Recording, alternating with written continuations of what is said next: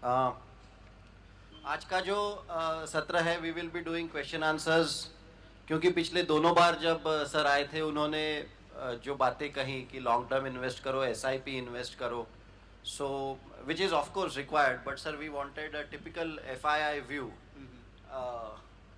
My first question is, why are FIs selling like this? I mean, is it absolute India problem or is it a relative India global problem? Emerging market का problem है। Dollar तेजी में है और जब dollar ऊपर जाता है तो इमर्जिंग मार्केट इकोनॉमीज को कष्ट होता है। तो अभी रिलेटिव जो पैसा जा रहा है वो जापान और यूरोप में जा रहा है, क्योंकि वहाँ पे उनको कम प्रेशर है। लेकिन अगर आप थोड़ा सा लॉन्ग टर्म व्यू पकड़े तो फिर ज़्यादातर ग्रोथ तो इमर्जिंग मार्केट्स में है। बहुत सारे इमर्जिंग मार्केट्स ऐसे हैं जो स्ट्रक्चरल प्रॉब्लम में आ गए हैं, क्योंकि कमोडिटी के दाम बहुत गिर गए। तो अगर आप देखिए ब्राज़ील की तरह जो कंट्री है जिनका पूरा ग्रोथ कमोडिटी रिलेटेड है, तो उनको बहुत कष्ट हुआ है। रशिया का आप देखिए तो पूरा ग्रोथ जो है ऑयल रिलेटेड है और ऑयल के दाम इतने नीचे आ गए थे। तो इन इकोनॉमीज़ में काफ़ी रिस्ट्रक्चरिंग की ज़रूरत थी। तो इमर्जिंग मार्केट जो एसेट क्लास है वो काफ़ी प्रॉब्लम में था। इंडिया का सिचुएशन थोड़ा डिफरेंट है। पहली बात तो ये है कि 2014 से लेके 2017 तक जो काम सरकार ने किया है फिस्कल डेफिसिट पे, और जो मुझे लगता है अगले बजट में भी होगा उससे, और जो सेंट्रल बैंक ने रियल रेट्स पे, मतलब जो इंटरेस्ट रेट है और जो इन्फ्लेशन रेट है, दोनों का जो अंतर है उसको रियल रेट कहते हैं हम, उस पर जो काम किया है, उस दोनों चीज़ के कारण इंडिया का जो बैलेंस ऑफ पेमेंट है, जो हमारे यहाँ नेट डॉलर फ्लो है, वो बहुत ही पॉजिटिव है। और मेरे पूरे 25 साल के करियर में ये इंडिया का सबसे बेहतरीन मैक्रो सिचुएशन है। और अब यहाँ ग्रोथ भी आ रहा है वापस। इनफैक्ट अगर आप देखिए तो नवंबर 9 के बाद बाज़ार में बहुत लोग मंदी में आ गए थे ये डीमोनेटाइजेशन को लेके। तो उस तरह की मंदी आई नहीं है। अगर आप देखिए अभी चंद कंपनीज़ की रिज़ल्ट्स आ गई है तो काफ़ी ठीक ठाक रिज़ल्ट्स हैं, तो ग्रोथ पे उतना इम्पैक्ट नहीं आया। तो जो अंडरलाइंग इकोनॉमी है इंडिया की काफ़ी रिजिलेंट है, काफ़ी मजबूत है। तो ऐसा कॉम्बिनेशन वर्ल्ड में है नहीं। और मेरे हिसाब से अगर ये पिछले 4-5 दिन का आप निफ्टी का जो ऊपर मूव हुआ है उसको छोड़ दीजिए तो वैल्यूएशंस भी ठीक ठाक है। तो इंडिया का थोड़ा पोजीशन अलग है, लेकिन जो आप पहले क्वेश्चन पूछ चुके हैं उसका कारण यही है कि इमर्जिंग मार्केट्स में काफ़ी सेलिंग हुई है, तो इंडिया में भी वो सेलिंग हुई है। डिमोनेटाइजेशन का जो आपने बोला कि इम्पैक्ट इतना ओवर एस्टिमेट हो गया है, is it like some of the results which came, या नवंबर का डेटा जो आया वो इट इज़ ऑब्वियसली शोइंग कि डिमोनेटाइजेशन का इतना इम्पैक्ट नहीं हुआ है. Can we conclude with a few results only, क्योंकि ये रिजल्ट सीजन के पहले रिजल्ट्स हरदम अच्छे ही आते हैं. अभी आने वाले जो रिजल्ट्स हैं मे बी उनके ऊपर से can, I mean is it too early to जज द इफेक्ट ऑफ डिमोनेटाइजेशन? नहीं, इम्पैक्ट तो थोड़ा नेगेटिव आया ही है। और जो जो अभी रिजल्ट्स आएंगे पहले फरवरी के बाद वो उतने अच्छे नहीं आएंगे। लेकिन जो एस्टिमेट था, बहुत सारे ब्रोकर्स ने ऐसा मान लिया था कि जीडीपी ग्रोथ नेगेटिव हो जाएगा। तो वो ऐसा अनुमान आई थिंक गलत हो गया है। उतना ख़राब नहीं था। थोड़ा सा ग्रोथ पे तो इम्पैक्ट आया है। जैसे मैं, और इसमें क्या है, सेक्टर बाय सेक्टर अलग अलग इम्पैक्ट है। अब जैसे कि बिस्किट कंपनी का आप देख लीजिए, तो जो बिस्किट लोगों ने नहीं खाया 8 नवंबर के बाद पहले हफ्ते में, तो वो डिमांड कभी वापस नहीं आता है। लेकिन जो गाड़ी मैंने नहीं खरीदी वो गाड़ी मैं अब खरीदूंगा, तो वो सिर्फ डिमांड थोड़ा डिफ़र हो गया है, तो अलग इम्पैक्ट है। अब पेंट्स इंडस्ट्री में डिमांड पे इम्पैक्ट आया नहीं है, तो ऐसा। और ये मुझे समझाना बहुत मुश्किल है, क्योंकि मुझे खुद समझ में नहीं है कि लोगों ने टू व्हीलर नहीं खरीदा, स्कूटर वगैरह नहीं खरीदा, लेकिन घर के पेंट को जारी रखा। तो अलग अलग चॉइसेस लोगों के पास पैसे नहीं थे, कैश नहीं था, तो उन्होंने अपने उस हिसाब से डिसाइड किया कि कौन सा डिमांड जारी रखना है और कौन सा नहीं रखना है। लेकिन इतना डीप इम्पैक्ट आया नहीं है। दूसरी बात यह है कि हमारा ये एनालिसिस था, और हमने बहुत ज़्यादा एनालिसिस नहीं किया था डीमोनेटाइजेशन पे, क्योंकि हमें बहुत ज़्यादा समझ में नहीं आ रहा था उस वक्त। लेकिन जो एक एनालिसिस हमने किया था करीबन नवंबर एंड में, वो ये था कि अगर 15.5 लाख करोड़ निकाले गए हैं सिस्टम में से, उसमें से हमारा ये अनुमान है कि 30 से 40% कैश जो है वो लोगों के अलमारी में था। इलीगल नहीं था, ब्लैक मनी नहीं था, सिर्फ स्टोर था। अब जैसे मैं जब घर पहुंचा 8 नवंबर को तो मेरी मम्मी ने मुझे हाथ में 50,000 रुपया थमा दिए। तो मैंने बोला ये कहाँ से आए? बोले जमा करके रखे थे। मेरे डैड ने भी वही ऐसे ही पैसा दे दिया मुझे, मेरी बच्ची ने भी दे दिया मुझे 25,000। ये तो कहाँ से है? मैं पॉकेट मनी से जमा कर रही थी। तो ये जमा किया हुआ पैसा करीबन 30 से 40% था। तो 4 से 5 लाख करोड़ रुपया लोगों के अलमारी में बंद था, जो सर्कुलेशन में नहीं था। अब वो पैसा ज़रूरत नहीं है इकोनॉमी में। तो आज अगर आप देखिए तो 10 लाख करोड़ तो आ गए हैं। तो मेरे हिसाब से फुल कैश वापस आ गया है, जितना आपको नॉर्मल इकोनॉमी के लिए चाहिए। ये जो बाकी का 4-5 लाख करोड़ है वो अगले 6-7 महीने में आएगा, लेकिन उसकी ज़रूरत नहीं है इकोनॉमी को, क्योंकि वैसे भी वो अलमारी में पड़ा था और वो मेरे हिसाब से आने वाला भी नहीं है वापस। तो एक कोलैटरल जो बेनिफिट हो गया डीमोनेटाइजेशन का ये है कि ये 4-5 लाख करोड़ रुपया बैंक्स के पास चला गया है और वहाँ से अब लोन ग्रोथ होगा, तो एक नया डिमांड का वेव आएगा। तो मैं ये साल ग्रोथ पे बहुत बुलिश हूँ कि इंडिया का ग्रोथ सरप्राइज करेगा। और उसका मुख्य कारण ऑफ कोर्स 2 कारण है। एक तो ये कारण है कि ग्लोबल इकोनॉमी ऊपर जा रही है। तो आप अगर देखेंगे तो इंडिया का जो एक्सपोर्ट्स था, पिछले साल जब मैं यहाँ पे आया था तब नेगेटिव 20%, 20% नेगेटिव ग्रोथ था। अब वो +5% हो गया है। तो उसमें 25% की स्विंग आई है और आगे जाके ऐसा लग रहा है कि ये डबल डिजिट की तरफ चला जाएगा। और दूसरा ये है जो लोन ग्रोथ बैंक से होगा नेक्स्ट 6-8 महीने में, उससे कंजम्पशन को भी बढ़ावा मिलेगा। तो ये दोनों चीज़ के कारण आई थिंक ये साल जो है फर्स्ट टाइम 2010 के बाद ग्रोथ सरप्राइज करेगा अपवर्ड डायरेक्शन में। Taking this point forward, I'll just ask a slightly longish and complicated question because अगर लोन ग्रोथ टेक ऑफ करेगा और अगर कंजम्पशन बढ़ेगा तो first of all the NBFC sector के ऊपर लोग सडनली बेयरिश हो रहे हैं because banks will become aggressive. तो NBFCs which have been a darling for the last quarter और 6 months, उनका कैसा direct impact on the business and the stock market. And secondly from an economy point, अगर फिर से consumption driven economy होगी तो investment का ड्रिवन कब होगा and then will that not lead to inflation? Okay, तो पहले एनबीएफसीज का जो पॉइंट है आपका, मेरा एक्चुअली उल्टा मानना है। इसका सबसे बड़ा बेनिफिशियरी एनबीएफसी हो गए और शेयर के दाम भी सस्ते हो गए। तो वो मेरा सबसे बड़ा पिक है। टॉप सस्ते हो गए अभी? हाँ, मतलब पिछले 3 महीने के कंपैरिजन में हाँ, वो थोड़ा सा बबल हो गया था, अब वो निकल गया है। Sir sorry but not NBFC but some of the stock जिसका 60 का पी अगर 55 हो जाता है। नहीं, वो तो महंगे ही है। अब पीक रेशो से नहीं जाना चाहिए, लेकिन कुछ स्टॉक्स महंगे हैं, सब स्टॉक सस्ते नहीं हुए, बट कुछ स्टॉक सस्ते भी हो गए हैं क्योंकि ये चिंता है लोगों को कि ग्रोथ उनका अच्छा नहीं रहेगा। लेकिन समझने की बात यह है कि इंटरेस्ट रेट्स में बहुत बड़ा फॉल आया है। आरबीआई ने जनवरी 2015 से रेट काटना शुरू किया और 2 साल में 175 बेसिस पॉइंट 1.75% से रेट काटा है। एसबीआई का लेंडिंग रेट इस समय में 2% से गिरा है और उसका जो मेन फॉल है वो दिसंबर में हुआ, करीबन 1% का। तो तब तक ट्रांसमिशन नहीं हुआ था, अब फुल ट्रांसमिशन हो गया। इनफैक्ट जो नेक्स्ट रेट कट जो आएगा वो भी ट्रांसमिट कर दिया उन्होंने। तो इससे लेके जो रिटेल बैंक्स है जो डिपॉजिट लेते हैं और लेंड करते हैं, उनके मार्जिन पे काफ़ी प्रेशर आएगा क्योंकि उनकी जो लायबिलिटीज़ है, डिपॉजिट्स है, एवरेज ड्यूरेशन 1 साल का होता है। तो ये जो रेट कट है उनके कॉस्ट में 1 साल के बाद रिफ्लेक्ट होगा, बट उनके जो इनकम में है वो आज रिफ्लेक्ट होगा। तो आपका कॉस्ट गिरेगा नहीं, लेकिन आपका इनकम गिर जाएगा। एनबीएफसीज का ये सिचुएशन नहीं है क्योंकि एनबीएफसीज की जो लायबिलिटीज़ है, जो उनका फंडिंग सोर्स है, उसका जो टेन्योर है वो सिर्फ 3 महीने का होता है।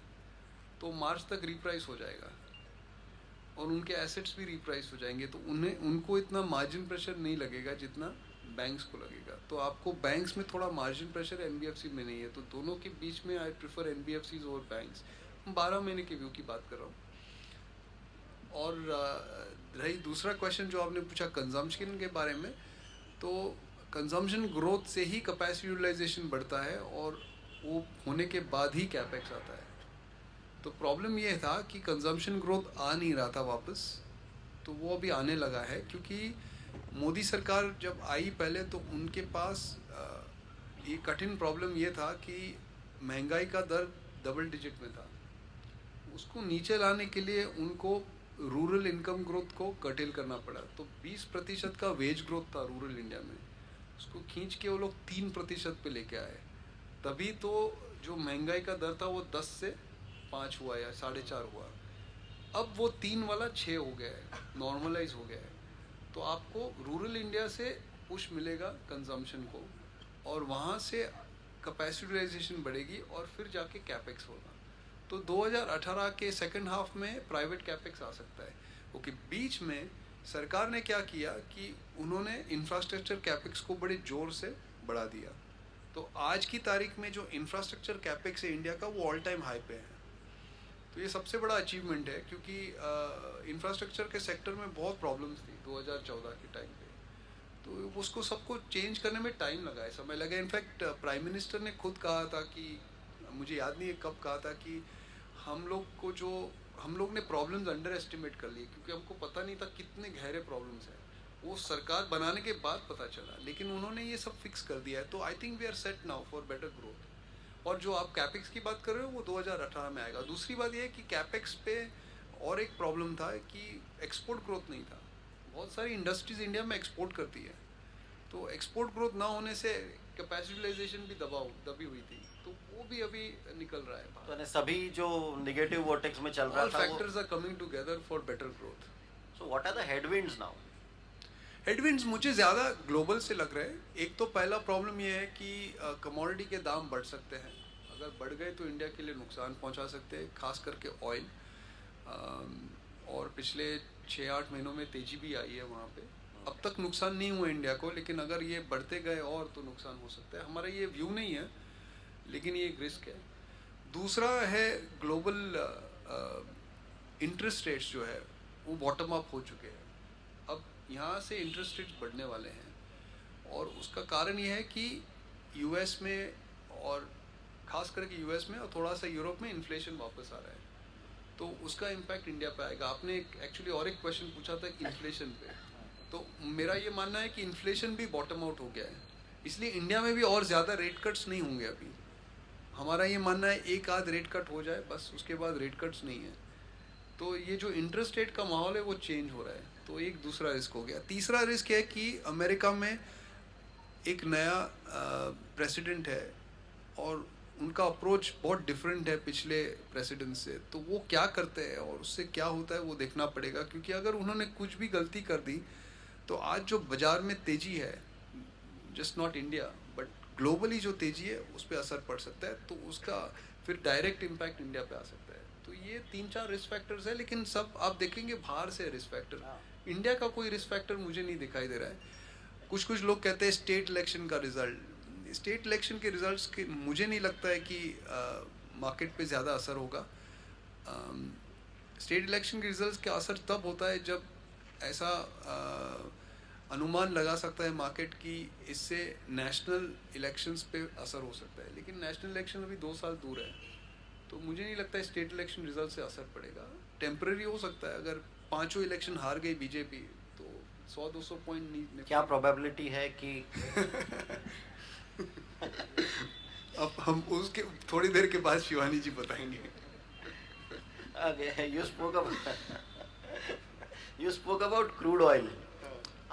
ये जो OPEC is thinking of coming together and output के ऊपर, so will shale not come in and try to, so will prices really increase if this competition angle is thought of? नहीं, जो मैंने पहले कहा कि हमारा बेस केस व्यू नहीं है कि ऑयल का दाम ऊपर जाएगा।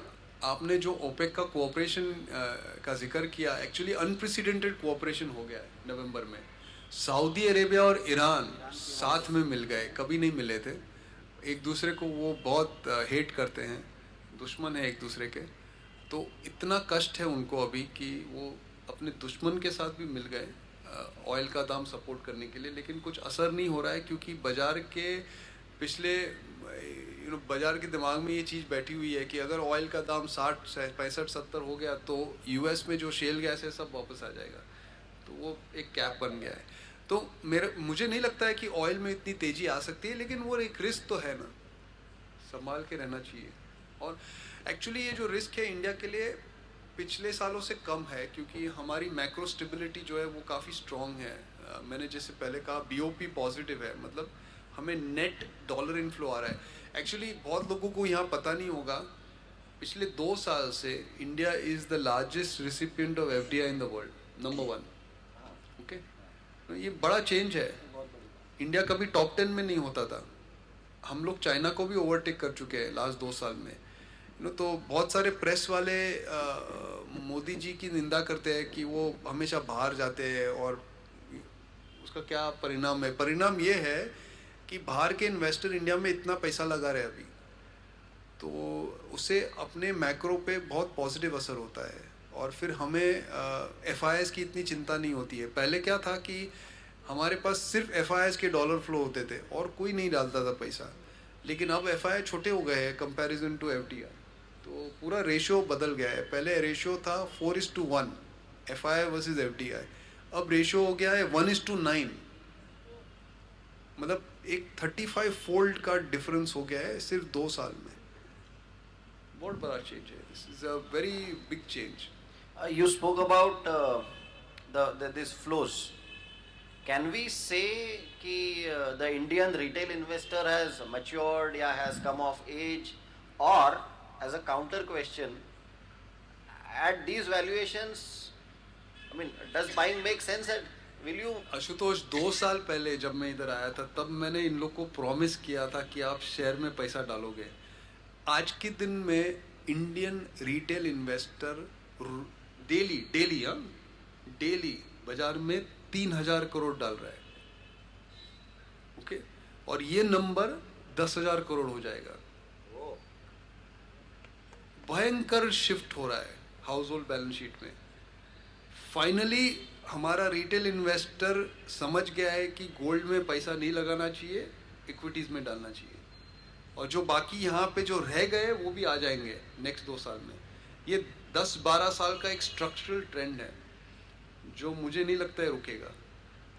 So will that lead to PE re-rating of? नहीं हो सकता है, तो आप देख ही लेते हो कि पी रेशियोज थोड़े एलिवेट हो गए क्योंकि ज़्यादातर रिटेल का पैसा जो म्यूचुअल फंड में आता है फिर वो मिड कैप्स में जाता है, तो वो एक प्रॉब्लम हो जाता है। आपके जो प्रोस्पेक्टिव रिटर्न है, जो फ्यूचर रिटर्न है, वो थोड़ा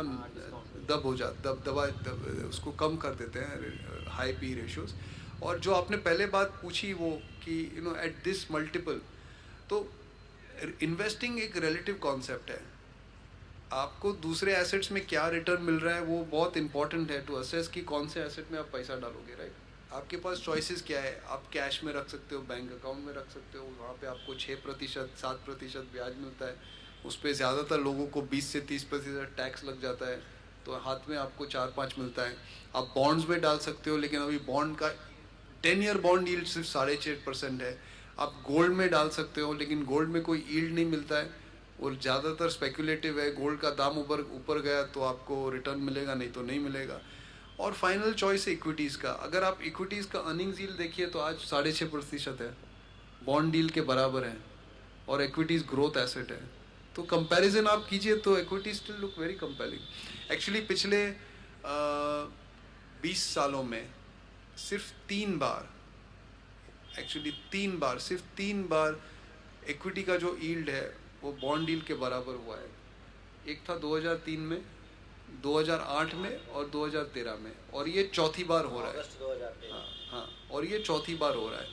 और आपने अगर ये तीनों टाइम पे अगर इक्विटीज़ लिए होते तो काफ़ी अच्छे रिटर्न मिले हैं। तो मुझे लगता है कि वैल्यूएशन की नज़र से एक्चुअली सिचुएशन क्वाइट सिमिलर है। Just to prod you further, जो पीई वैल्यूएशंस और आप जो अर्निंग्स यील्ड की बात कर रहे हैं are obviously based on earnings expectation and projections. Are those projections of earnings not too optimistic? ऐसी भी बातें आ रही है कि we will have to scale down earning नहीं, एक्सपेक्टेशंस. जैसे मैंने एक्चुअली पहले भी कहा, मुझे लगता है ये साल growth will surprise on the upside. तो पहली बार 5 साल में हम लोग अर्निंग्स एस्टिमेट को ऊपर रिवाइज करेंगे. और दूसरी बात कि it's not about future earnings, it is this years earnings that I am talking about. हाँ, तो फ्यूचर अर्निंग्स का ग्रोथ जो है वो तो अभी आपको डिस्काउंट हुआ ही नहीं हुआ है. You mentioned about bond yields. I'll just highlight one point. From investor education point of view, India में ये हरदम होता है कि, और ये एम्फी का डेटा है कि जब भी बॉन्ड मार्केट्स में एक तेजी हो जाती है उसके बाद रिटेल इन्वेस्टर उसमें एंटर करता है. और अभी ये हो सकता है कि many of us will maybe see TV और न्यूज़पेपर्स और whatever कि बॉन्ड मार्केट्स ने या बॉन्ड फंड्स ने पिछले साल इतने अच्छे रिटर्न दिए 10-12% और समथिंग लाइक दैट, तो इसलिए सर या मैडम आप अभी बॉन्ड मार्केट में इन्वेस्ट कीजिए. So my specific question to you is, FIIs are exiting bonds and maybe moving to equities if they are. HNI money is also exiting bonds. A bond, as you said, कि 10-year GSEC is at 6%. If you could explain in simple terms कि whether for the audience and slightly, because retail investor mutual fund में जब पैसा डालता है और specially dynamic bond fund या बहुत बार बगैर सोचे डाल देता है. और ये इसलिए डालता है क्योंकि सर पिछले साल इतने अच्छे रिटर्न्स मिले, अब पिछले साल रिटर्न इसलिए मिले क्योंकि 9 का यील्ड 6 हुआ है. तो I request you to explain this from that angle. So इसमें ऐसा है कि लोगों का मानना है कि बॉन्ड्स आर सेफ. तो प्रिंसिपल की दृष्टि से they are safe but not from a price perspective. आपको प्रिंसिपल मिल जाएगा लेकिन हो भी सकता है कि आपको नुकसान हो जाए, क्योंकि बॉन्ड के प्राइसेस ऐसे होते हैं, इक्विटी प्राइसेस की तरह ही ऊपर नीचे जाते हैं. तो आपका जो इन्वेस्टिंग होराइजन है वो सबसे इम्पॉर्टेंट है इसमें डिटर्मिन करना कि आप कहाँ पैसा लगाते हो. और अगर आपका इन्वेस्टिंग होराइजन लंबा है तो equities make the most sense and bonds become second grade assets. आप ट्रेडिंग कर रहे हो तो फिर अलग बात हो जाती है. तो आशुतोष ने जो बात कही कि जो पिछले साल का रिटर्न है वो तो सबसे पुअर इंडिकेटर है कि कहाँ पैसा लगाना चाहिए. पिछले साल के रिटर्न को तो देखना ही मत आप. आपको जो यील्ड मिल रहा है, जो रिटर्न मिल रहा है, वो अब जैसे कि 10-year बॉन्ड है इंडिया में आज अगले 10 साल के लिए सालाना 6.5% रिटर्न दे रहा है आपको. और आपको तय ये करना है कि 6.5% रिटर्न से मैं खुश हूँ कि नहीं. अगर आपका घर का खर्चा प्रति साल 10% से बढ़ रहा है तो 6.5% रिटर्न से आपको कोई फ़ायदा नहीं है. बेहतर ये होगा कि आप सब पैसा आज ही खर्चा कर लीजिए, क्योंकि 5 साल के बाद जो आपके पास पैसा रहेगा उसका जो वैल्यू है वो आज से कम हो जाएगा. फिर आपका जो हर्डल रेट है, जो आपको रिटर्न चाहिए, वो 10% से ज़्यादा होना चाहिए. तो तय आपको ये करना है कि ये जो सालाना रिटर्न मुझे मिल रहा है वो ठीक है कि नहीं, ना ये कि बॉन्ड का दाम ऊपर जाएगा कि नीचे जाएगा, क्योंकि वो तो ऊपर नीचे होते रहेगा और आप टाइम नहीं कर पाओगे तो पैसा आप गंवा लोगे. Talking about sectors like banking, we just touched कि you are bullish. What about the consumption sector? I mean, autos also come into consumption. Where do you think are still valuations not really attractive, but कि जिसमें शायद थोड़ा बहुत अभी पैसा. Is this a time to enter? Like SIP is one thing. SIP पे करते रहना चाहिए is one part. नहीं, इसमें ऐसा है ना आशुतोष, ये टाइम टू एंटर वाला, I'm not sounding very bearish or anything like that. Time to enter वाला मामला जो है ना वो बहुत डिफिकल्ट है. क्योंकि मैं आशुतोष को एक्चुअली हम लोग चाय पी रहे थे तब बोल रहा था कि दिसंबर में जब 7800 का इंडेक्स हुआ था तो मेरे पूरे ऑफिस को मैं बोल रहा था अब शेयर ले लो, कोई नहीं आया लेने को. प्रॉब्लम ये है ना टाइमिंग के लिए कि जब शेयर के दाम नीचे हो जाते हैं और समय आता है लेने को, तब इतना भय होता है लोगों के मन में कि कोई आता नहीं है लेने को, और वो फिर मोमेंट चला जाता है. और जब 8600 निफ्टी हो गया अभी सबको लेना है, ओके, जब आपको मन होता है ना लेने के लिए तब ले मत आप. ये मैं एक बहुत अच्छा थंब रूल देता हूँ. जब आपको मन नहीं होता है लेने को कि ये बहुत ख़राब लग रहा है ना, तब हिम्मत करके ले लो. अगर आपको टाइमिंग का खेल खेलना है तो ये सबसे अच्छा है. जब आज बहुत ऐसा मन हो रहा है कि कल शेयर खरीद लूँ, ये बाजार ऊपर जा रहा है, तो मेरी बात मान लो, आप मत लो, you will get a better opportunity. तो टाइमिंग का ये है. नहीं तो best is always, because we can not fight our minds are very difficult to overcome. The best thing is to do systematic investing and not bother about timing the markets. Most people fail. I am miserable in timing, and most people fail in timing the markets. It requires tremendous amount of self-discipline to time markets, and it's a very rare commodity. It's not available so easily. So that is the thing on timing. Taking this point forward, sir ने एक बहुत अच्छा article लिखा है जो website पे है, all of us can read that, so I just hint on that कि how does why is Ridham Desai so successful? I mean why am I not, और why, what is it that fundamental और technical और Random. Science और art? Then it's random. It's actually totally random. You pick up a population of 100 crore people, there will be 100 people that will do well. So there is not any method to this madness in my view. We all read a lot of biographies. समझने की कोशिश करते हैं कि successful लोगों ने कैसे किया. हर एक की स्टोरी अलग होती है, और ऐसी कोई स्टोरी नहीं है जिसको आप कॉपी करके आप अपना लाइफ बना लो और सक्सेसफुल हो जाओ. तो धीरू भाई अंबानी की अलग है.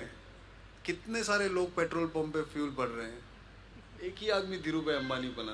करेक्ट. कितने सारे लोग कालबा देवी में अपने सर पे कपड़ा लेके जा रहे हैं, एक ही आदमी धीरू भाई अंबानी बना. तो वैसी बात है. तो सेम थिंग यूएस में अभी स्टीव जॉब्स के बारे में लोग बात करते हैं. तो स्टीव जॉब्स के बारे में लोगों का कहना है कि ही वॉज ब्रिलियंट, कि he figured out the iPhone. But 80s में Steve jobs was a big failure. Steve job का हमेशा ये व्यू था कि सिस्टम क्लोज होना चाहिए, बाहर वाले को एक्सेस होना ही नहीं चाहिए. मैं ही डिसाइड करूँगा कि कंज्यूमर को क्या इंटरफेस मिलेगा. इंटरफेस मतलब आप जब फ़ोन से बातचीत करते हो तो एक सामने इंटरफेस होता है. तो स्टीव जॉब्स का ये मानना था, और उस ज़माने में पीसी की बात चल रही थी, फ़ोन तो आया नहीं था, कि मैं डिसाइड करूँगा कि कंज्यूमर को क्या इंटरफेस मिलेगा. बिल गेट्स ने बोला नहीं, इंटरफेस तो कंज्यूमर को डिसाइड करने दो. एप्पल बैंकरप्ट हो गया और Microsoft multi billion dollar company हो गई. ओके. फिर स्टीव जॉब्स को एप्पल का फाउंडर था, उन्होंने एप्पल कंपनी बनाई थी, निकाल दिया एप्पल से. फिर एप्पल लॉस मेकिंग हो गया और एप्पल बंद होने वाली थी. तब उनके डायरेक्टर्स ने सोचा एक बार वापस स्टीव जॉब्स को वापस बुलाते हैं. स्टीव जॉब्स वही आइडिया लेके आया, कोई चेंज नहीं था, क्लोज सिस्टम वाला आइडिया, और आईफोन में डाल दिया, और देखो क्या सक्सेस हो गया. अब मैं इसमें से कहाँ निकालूं कि क्या फैक्टर था क्या नहीं था. वही आइडिया जो 85 में फेल हुई थी, वही आइडिया 2010 में एप्पल का मार्केट कैप $700 बिलियन कर दी. नहीं, your article was focusing on उसके ऊपर. तो आर्टिकल में मैंने ऐसे लिखा था कि lot of people think investing is an art, but there is also lot of science in it. तो बहुत सारे एरियाज है साइंस का जहाँ से हम एक्सट्रैक्ट करते हैं. आप आर्टिकल पढ़ लीजिए, बिकॉज पूरे आर्टिकल को तो यहाँ मैं समराइज नहीं कर पाऊँगा, और हिंदी में तो बिल्कुल नहीं कर पाऊँगा. बट डार्विन का थियरी है एवोल्यूशन का.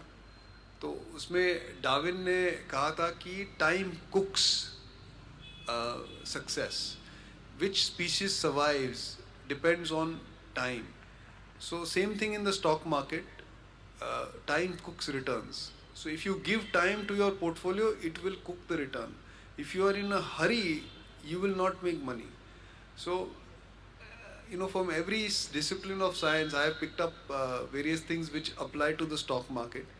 एक फाइनल जो था आर्टिकल में वो जॉन कीन्स के बारे में था. तो ये एक बहुत फेमस कोट है. जॉन कीन्स, मुझे पता नहीं कि कितने लोगों को यहाँ पता है, लेकिन वो एक ब्रिटिश इकोनॉमिस्ट था जिसने कहा था कि हाँ, in the long run we are all dead. But उसने और एक चीज़ कहा था कि when the facts change my opinion changes. जब इंफॉर्मेशन चेंज हो जाती है तो मैं अपना व्यू भी बदल देता हूँ. तो आप क्या करते हो? तो ये जो है वो एक्चुअली ये अभी तो बहुत सिंपल लग रहा है कि हाँ, अगर फैक्ट चेंज हो गई तो व्यू चेंज हो जाना चाहिए, लेकिन 300 साल पहले दुनिया में ये व्यू नहीं होता था. और इसका श्रेय जाता है एक साइंटिस्ट को जिसका नाम था थॉमस बेज। और बेज ने एक थियरी पॉस्टुलेट की थी जिसको बेजियन थियरम कहते हैं, जिसमें उसने कहा था कि as facts arrive the probability should change. Actually Bayesian theorem का आज बहुत सारी जगहों में एप्लीकेशन है। ये जो मलेशियन एयरलाइन जो क्रैश हुई थी इंडियन ओशन में, उसको ढूंढने में बेज थियरम यूज़ किया था। तो वही थियरम का एप्लीकेशन शेयर बाजार में है कि जब जब माहौल चेंज हो जाता है, जब फैक्ट्स चेंज हो जाते हैं, तो व्यू भी चेंज हो जाना चाहिए। जो स्टॉक अक्टूबर में ठीक ठाक लग रहा था वो जनवरी में ठीक नहीं हो सकता है क्योंकि फैक्ट्स चेंज हो गए। ऐसा भी हो सकता है। So how do you make a portfolio in that case? Taking this like मेरा मानना ये है कि पोर्टफोलियो में आजकल ना मतलब मेरा खुद का जो अप्रोच है वो बहुत ही एक्स्ट्रा डाइवर्सिफाइड है, unlike lot of successful investors who only by 5 और 10 स्टॉक्स। और उसका कारण ये है कि I don't have access to information and I am not sitting with managements and we are all in the same situation. So मेरे portfolio में 40-45 stocks है और कोई भी स्टॉक का 3% से ज़्यादा वेट नहीं है। अगर कोई कंपनी डूब गई तो मेरा 3% का नुकसान है, और उसमें मेरा व्यू है कि 20 साल तक रखना है, उसको टच नहीं करना है। और 50% मेरा पोर्टफोलियो बॉन्ड्स में होता है, सिर्फ 50% इक्विटीज़ में होता है, और सब स्मॉल कैप स्टॉक्स में रखता हूँ मैं, कोई लार्ज कैप लेता नहीं हूँ। तो मेरा equity portfolio high risk portfolio है, लेकिन सामने बॉन्ड पोर्टफोलियो है, वो बहुत स्टेबल रिटर्न वाला है। और inside that it's highly diversified, तो कोई भी एक अगर कंपनी डूब गई तो मुझे इतना नुकसान नहीं होगा। तो बहुत अलग अप्रोच है मेरा। आप ज़्यादातर लोगों से सुनेंगे कि 10 स्टॉक ही लो, 5 स्टॉक ही लो, कॉन्सेंट्रेटेड पोर्टफोलियो रखो, बड़ा पैसा डालो तो बड़ा पैसा बनता है। मेरा ये मानना है कि ये this works for professional investors जिनके पास मैनेजमेंट एक्सेस है, जिनके पास इंफॉर्मेशन है, जिनके पास एनालिस्ट का पूरा एक लाइन लगा हुआ है। मेरे पास ये सब रिसोर्सेज नहीं है और मैं कंटिन्यूसली मेरा पोर्टफोलियो मॉनिटर भी नहीं कर सकता हूँ। मैं कभी कभी प्राइस देख लेता हूँ तो मुझे पता चलता है, लेकिन मैं कंटिन्यूस मॉनिटरिंग भी नहीं कर सकता हूँ। तो इसके कारण मेरा अप्रोच थोड़ा डिफरेंट है। like 50% is in bonds, which is ये वो मेरे उम्र का प्रॉब्लम है। जो आज 20 साल का आदमी है उसको 50% बॉन्ड में डालने की ज़रूरत नहीं है। लेकिन जैसे आप ओल्ड होते जाते हो तो जो आपका जो रेसिडुअल पीरियड है वो कम होते जाता है रिटायरमेंट के लिए, और रिटायरमेंट के वक्त आपको पैसे की ज़रूरत हो जाती है क्योंकि इनकम बंद हो जाता है।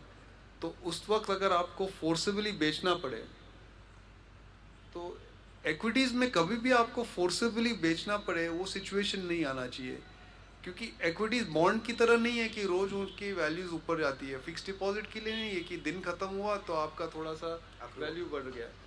एक्विटीज़ में ऐसा ऊपर नीचे होता है, और काफ़ी बार ऐसा भी होता है कि घोर मंदी हो जाती है बाज़ार में और आपको पैसे की ज़रूरत पड़ गई, तो अगर एक्विटीज़ से आपको निकालना है तो बहुत नुकसान हो जाएगा।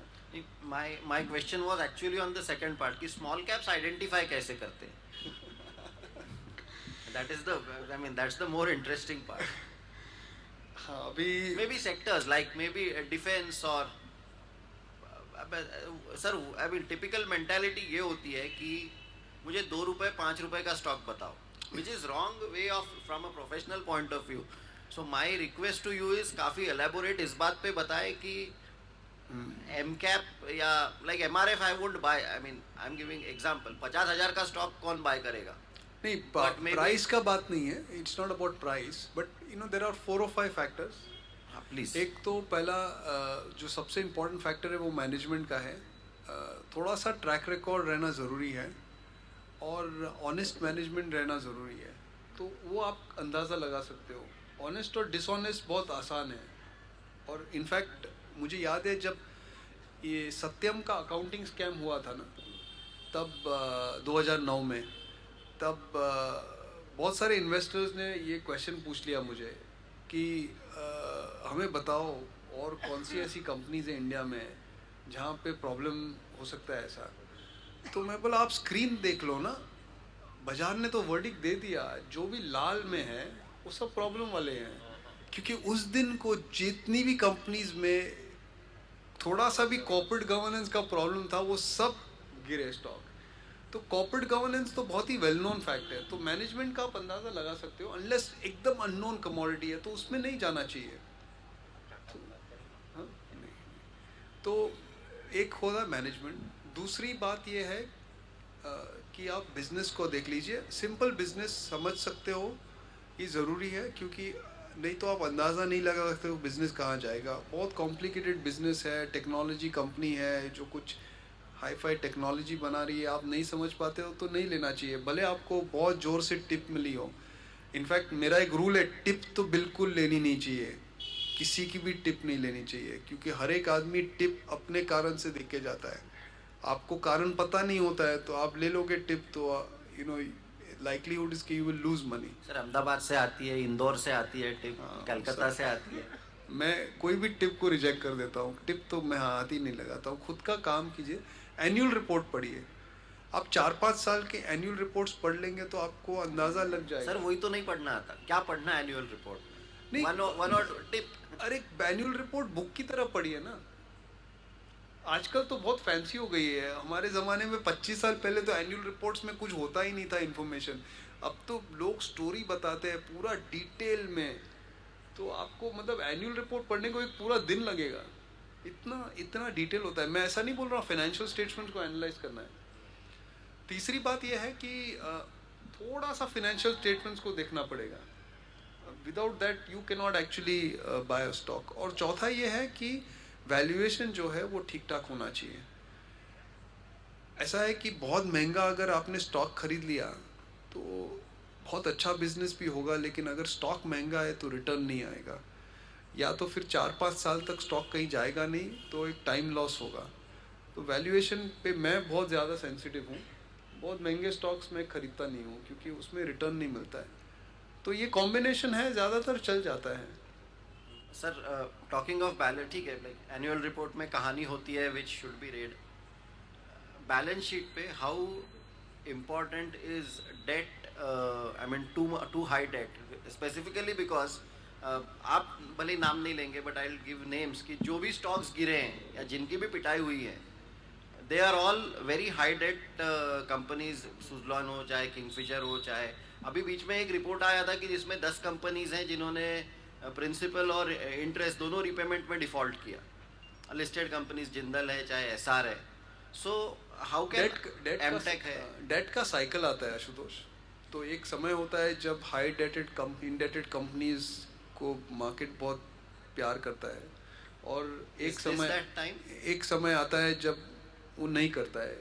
ओके, हम एक साइकिल में जाते हैं। तो मेरा ओवरऑल मानना ये है कि, और इनफैक्ट लास्ट ईयर मैंने इस पे बात की थी कि डेट से हमेशा आपके पर एक बंधन हो जाता है, और मैं नहीं लूँगा लोन, और मेरे हिसाब से लोन नहीं लेना चाहिए। फिर भी ये पूरा देश लोन लेने वाला है अगले 15-20 नहीं तो साल एनबीएफसी कैसी चलेगी सर? एग्जैक्टली, पूरा देश लेने वाला है, और it is going to end very badly.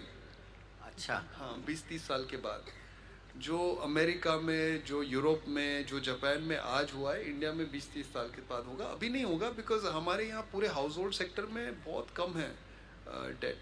कुल मिला के 15% है जीडीपी की तुलना में, और अगर आपने मॉर्गेज निकाल दिया तो सिर्फ 4% डेट है। तो ये 4 का तो 20 आसानी से हो जाएगा। लेकिन डेट मुझे नहीं पसंद है। थोड़ा सा डेट रहेगा तो चल जाता है, क्योंकि फिर आप उसको संभाल सकते हो, लेकिन डेट से आप सिक्लिकलिटी बढ़ जाती है, और वेल्थ क्रिएशन में एक प्रॉब्लम हो जाता है। कुछ कुछ कंपनीज निकल जाती है, लकी हो जाती है, उनका typically stay avoid high debt companies.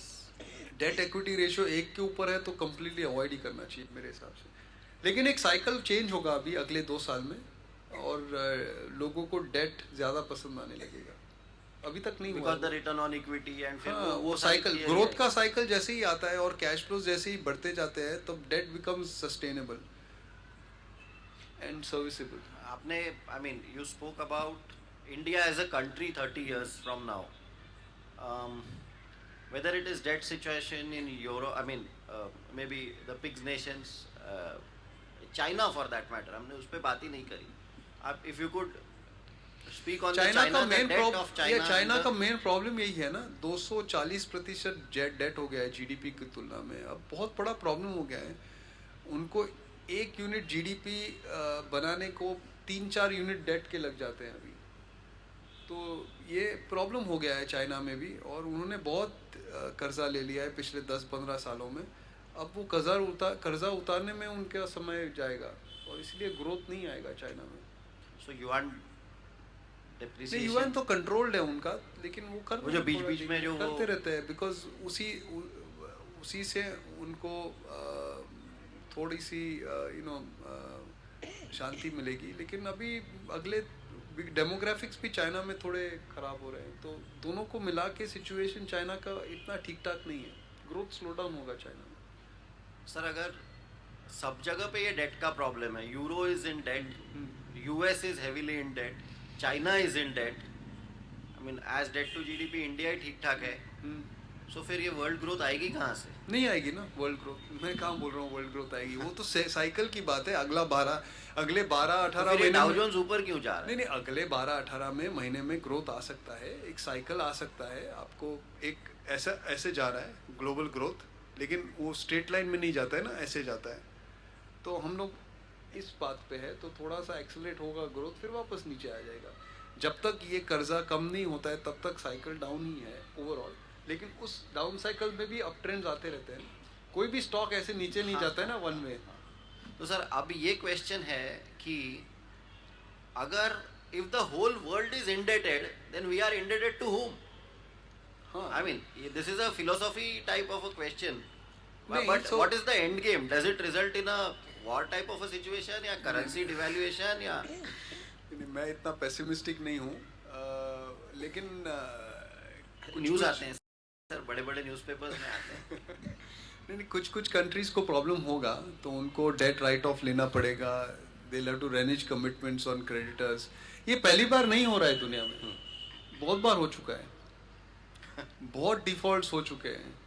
Okay, 16वीं सदी में स्पेन 10 साल में 3 बार डिफॉल्ट किया था उसने, आई थिंक 1550 और 1560 के बीच में। अर्जेंटीना रिसेंटली हाँ, बहुत डिफॉल्ट्स हुए हैं, तो एक और डिफॉल्ट हो जाएगा। लेकिन पर ये वो चाइना है ना problem सर? नहीं, चाइना का नहीं बोल रहा हूँ मैं। आई मीन छोटी छोटी कंट्रीज में डिफॉल्ट हो सकता है, बड़ी कंट्रीज का डिफॉल्ट बहुत मुश्किल है। उनके यहाँ करेंसी डेप्रिशिएट हो जाएगा, या they will run low growth for several years, और दे मे रेनिज ऑन कमिटमेंट्स, तो हो जाता है, कुछ एडजस्टमेंट हो जाएगा। लेकिन प्रॉब्लम वर्ल्ड का ये है कि पॉपुलेशन एजिंग है और डेट है, ये जो है कॉम्बिनेशन, वो प्रॉब्लम है। अगर पॉपुलेशन यंग होता तो ये प्रॉब्लम उतनी गहरी नहीं होती, क्योंकि आज अगर आप यूरोप में देखिए तो एवरेज एज 50 साल की है करीबन, जापान में 50 के ऊपर है, चाइना में 40 के करीब आ रहे हैं। तो अब ये क्योंकि पॉपुलेशन एज हो रहा है, उसके कारण ये जो डेट का जो 21 का बर्डन हो गया, जो आने वाली जनरेशंस है उनका तो ये प्रॉब्लम है। तो सर ये देखो, हमने नहीं किया ये जो, तो हाँ। हमारी जो आने वाली जनरेशन है उसके पास कोई लायबिलिटी नहीं है, तो इसलिए वो भरपूर लायबिलिटी। मेरे ऑफिस में जो 20-30 साल वाले जो लोग हैं ना, वो सब कुछ खरीदने के लिए अब कर्जा ले रहे हैं। ये वो स्टेज में है जो यूएस प्रोबेबली 30 साल से चल रहा है। 10-15 तो पे जीन्स से लेके टी शर्ट से लेके गाड़ी से लेके घर तक। कंजम्पशन हाँ, अभी डिमांड तो मैंने सुना कि ये जो सनबर्न हुआ था पूना में, उसकी टिकट के लिए भी आपको लोन मिल रहा था। तो अभी आप टिकट के लिए भी लोन मिले, मूवी टिकट के लिए भी लोन मिलने लगेगा सर। सो आई मीन और लोग ले रहे हैं। अगर आप देखिए यहाँ पे जो ज़्यादातर लोग हैं वो मेरे फादर के जनरेशन वाले हैं, उन्होंने कर्जा नहीं लिया था, इसलिए I get your point. इसलिए हम लोग ये अच्छी सिचुएशन में है। अब ये चलेगा 20-30 सर साल। नेक्स्ट जनरेशन के लिए भी मैसेज दे दीजिए, स्टूडेंट्स के लिए भी। नहीं, उनको करने दीजिए ना थोड़ा मजा। मैं एक्चुअली लास्ट ईयर मैसेज दे चुका था। हाँ नहीं, ये बार ये मैसेज देना अच्छा नहीं है, जरूरी है ना sir. I mean see also see one very big limitation which Ashutosh, हाँ। लोग बड़े जल्दी में है आजकल। सब लोग को जल्दी में बड़ा घर लेना है, बड़ी गाड़ी लेनी है।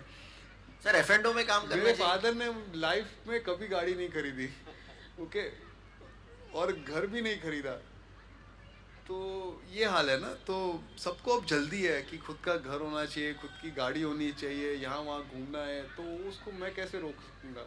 नहीं सर, तो अगर लास्ट ईयर किसी ने क्वेश्चन भी पूछा था कि मुझे घर अपग्रेड लोन- करना है मैं तो मुझे लोन- लोन लेना पड़ेगा। तो मैंने कहा घर क्यों अपग्रेड कर रहे हो? नहीं नहीं, वो तो करना है मुझे। नहीं, we are happy that you remember so much of the last year, like आप यहाँ पे आते हैं। Talking of F and O sir, I mean इतना जो रोज का ये होता है, आप जो भी बात कर लो, बाजार में दिखता है कि 2 लाख करोड़ में से 1.5 या 2.25 करोड़ एफ एंड ओ में जाता है, ऑप्शंस में जाता है। I mean I love the F&O market, क्योंकि मेरा मेरा जो वेल्थ है वो कहाँ से बनता है? वो लोग पैसा दे के जाते हाँ, हैं। वही लोग पैसा रख के जाते हैं। कोई F&O का आज कोई भी एक भी F&O का ट्रेडर आपको ऐसा नहीं मिलेगा जिसने बाजार में पैसा बनाया हो। अगर मिला तो I definitely stay back in Nagpur to meet it. नहीं मिलेगा आपको, कोई नहीं मिलेगा, क्योंकि F&O में वो सिर्फ चंद घंटों के लिए पैसा बनता है और फिर नेक्स्ट दिन चला भी जाता है और नेक्स्ट हफ्ते चला जाता है। Nobody creates wealth out of F&O. Except you are George Soros. George- One in a world. George Soros doesn't do F&O. See, George Soros, the likes of George Soros, John Paulson. Jim Simons, Ken Griffith, इन लोग के बहुत ही sophisticated level पे बड़े बड़े trades होते हैं। F&O नहीं करता है। जॉर्ज हाँ। सोरोस ने 1992 में बैंक ऑफ इंग्लैंड के सामने जो Short किया। आरबीआई का इक्विवेलेंट सर वो स्टोरी बताइए ना, मेनी नहीं, पीपल नहीं, वुडंट नो द नहीं, डिटेल्स। नहीं, वो उन्होंने पाउंड शॉट किया Short था किया। और बैंक ऑफ इंग्लैंड अपने घुटने पे आ गई थी। तो वो बहुत अलग है, वो बहुत अलग लेवल पे वो लोग खेलते हैं। बात भी नहीं करनी चाहिए। यहाँ F&O ट्रेडर वो लेवल पे नहीं है। So F&O is banned for all of us. Equity SIP is what is. Ban नहीं करो ना, नहीं तो फिर जिनको पैसा बनाना है नहीं, उनको बाजू में कैसे- सेबी भी है सर। नहीं बैन कैसे कर सकते हो आप? बैन नहीं। F&O is very important. It's very important because it gives price discovery. It's an extremely important mechanism to hedge. Okay, and hedging is very important for everybody. तो F&O का एक बड़ा रोल है। मैं Speculation मैं वाले में नहीं स्पेकुलेशन गया। वाले की बात कर रहा हूँ, और ऐसा नहीं ज़रूरी है कि पूरा 1.5 लाख करोड़ आप स्पेकुलेशन में जाता है। लेकिन जो लोग F&O में आते हैं Strategies जाते हैं। इस व्यू से कि मैं जल्दी से पैसा बन, ये एक कल्चर प्रॉब्लम है, हो गया है अभी कि सब कुछ जल्दी चाहिए, तो पैसा भी जल्दी बनना चाहिए, राइट? नहीं तो फिर घर कैसे आएगा? तो कैसे बनेगा पैसा जल्दी? आप रिदम बोल रहा है 20 साल तक आप बैठे रहो स्टॉक्स पे और फिर बनेगा। मुझे 20 साल रुकना नहीं है, तो जल्दी पैसा F&O में बन जाता है, ऐसा लोगों को मानना है। मेरा कहना ये है कि ऐसा नहीं होता है। लेकिन F&O from a hedging perspective is a very crucial market segment. From a price discovery point of view, it's very crucial. And sir your outlook on the rupee, आपको जाना भी है your outlook on the rupee, because one thing is happening, आपके कुछ पढ़े भी कि जिसमें rupee is not depreciating as much against the, in fact it appreciating against other currencies. it goes back to the point I made earlier कि BOP surplus में है तो रुपये पे प्रेशर नहीं है। So India, long India is the broad theme. Absolutely, इसमें कोई शक ही नहीं है। और अगर आपका लास्ट ईयर पैसा नहीं बना, और आप मुझे याद दिलाओगे, लेकिन लास्ट ईयर भी तो मैंने कहा था लॉन्ग इंडिया, और 1 साल निकल गया पैसा नहीं बना। इक्विटी मार्केट्स में एवरी ईयर पैसा नहीं बनता है। हाँ, इक्विटी मार्केट्स में पैसे ऐसे बनते हैं। तो आप ये मोमेंट पे अगर बाजार में नहीं रहोगे तो ये पूरा लेग चला जाएगा। मैंने एक एनालिसिस किया था कि अगर आप सेंसेक्स का रिटर्न पिछले 25 साल का देखिए, डेली रिटर्न, ओके, और अगर आप 25 साल में करीबन 5000 ट्रेडिंग डेज है सेंसेक्स के, 5000 ट्रेडिंग डेज,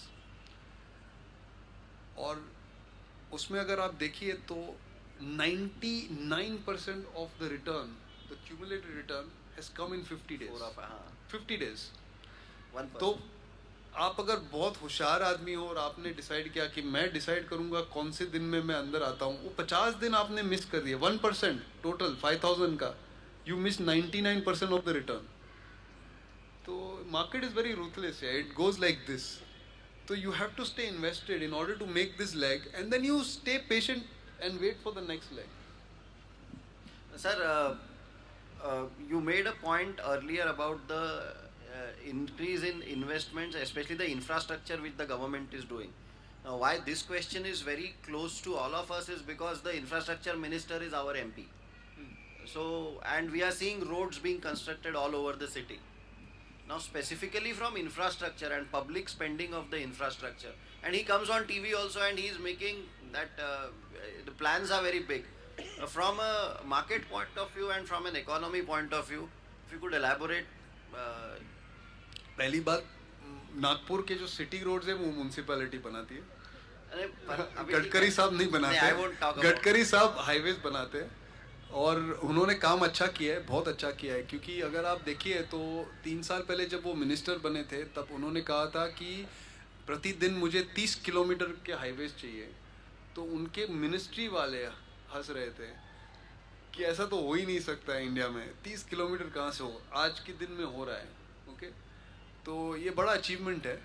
दूसरी बात उन्होंने कही थी कि हम सीमेंट कंक्रीट के रास्ते बनाएंगे, तो उनके मिनिस्ट्री वाले मुझे समझा रहे थे कि ये कभी नहीं होने वाला है, सीमेंट कंक्रीट के रास्ते बन ही नहीं सकते। आज वही मुझे बोल रहे हैं कि 85% of national highways are being built with cement concrete. Okay, तो ये बहुत बड़ा अंतर आया है। तो यहाँ से we should cement concrete stocks companies समझ लेना है। इसी बहुत बड़ा लिमिटेशन मेरा ये हो रहा है कि मैं सर से स्टॉक का नाम यहाँ तक आके नाम नहीं ले सकते। नहीं, स्टॉक का नाम, स्टॉक्स की बात एंड नहीं भी, but then the broad theme, so all of us have to understand what he is saying. Cement में 60% सीमेंट डिमांड हाउसिंग में जाता है, सिर्फ 40 इंडस्ट्री में जाता है। तो सबसे, लेकिन हाउसिंग में भी काफ़ी तेजी है एक्चुअली, मुझे हाउसिंग में भी अच्छा लग रहा है। तो एडहेसिव्स, पेंट्स, हाँ, सब हाउसिंग इफेक्ट में, क्योंकि लोग लोन ले रहे, घर खरीद रहे हैं, तो अच्छा ही है, तेजी है वहाँ पे। तो आई थिंक इंफ्रास्ट्रक्चर में काम ठीक हुआ है, रेलवेज में भी अच्छा हुआ है और रोड्स में भी अच्छा हुआ है। नेक्स्ट मुझे लग रहा है अभी एयरपोर्ट्स पे ध्यान होगा, मुझे लग रहा है ये बजट में एयरपोर्ट्स पे बड़ा जोर आएगा। बजट पे भी आप ही ने छेड़ा है, तो बजट के ऊपर बजट ये क्या है, बजट से मार्केट का रुख नहीं बदलता है, मार्केट का जो रुख है वो चलते रहता है, बजट से ये थोड़ा ऊपर नीचे हो जाता है। पिछले 25 साल में 1 या 2 ऐसे बजट थे जिन्होंने मार्केट का रुख बदल दिया, बाकी सब budgets were not market trend changing events. Volatility आती है, अब बजट के बाद क्या होगा वो एसेंशियली इट्स डिटरमिन्ड बाय कि बजट के पहले मार्केट ने क्या किया। तो ऐसी ही तेजी का अगर माहौल रहा और निफ्टी अगर ऐसे ही रोज बढ़ते गया, बजट के बाद वो गिरेगा, कुछ भी होने दो बजट में। अच्छा okay. ज़्यादातर मुझे लगता है फिस्कल कंसोलिडेशन बरकरार रहेगा और वो बहुत अच्छा है इंडिया के लिए। इंफ्रास्ट्रक्चर स्पेंडिंग पे जोर आएगा और थोड़ा टैक्सेशन में आपको बेनिफिट मिलेगा। ये 3 चीज़ मुझे लगती है बजट में होगा।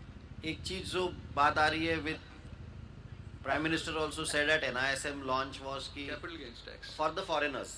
नहीं, फॉरेनर्स नहीं, इंडिया पूरे देश के लिए लगेगा, लेकिन उससे डोंट गेट स्कैर्ड। मैं आपको एक स्टेटिस्टिक दे देता हूँ, कैपिटल गेन्स टैक्स इंडिया में 2004 अगस्त में निकाला था। ओके, उसके पहले हम लोग सब कैपिटल गेन्स टैक्स भर रहे थे, सब भूल गए हैं।